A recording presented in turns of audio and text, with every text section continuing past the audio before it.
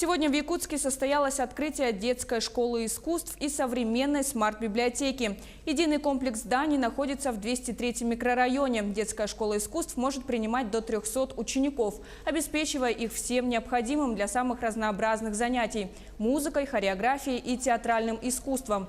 Здание в 5000 квадратных метров имеет просторные светлые классы, большой концертный зал и костюмерную. Современная смарт-библиотека – вторая библиотека в стране после Москвы, работающая в электронном формате.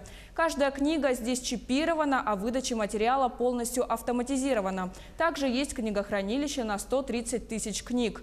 Библиотека имеет 3 этажа. Здесь имеется свободный собственный издательский центр, а также центр исследования чтения с научно-методическими отделами.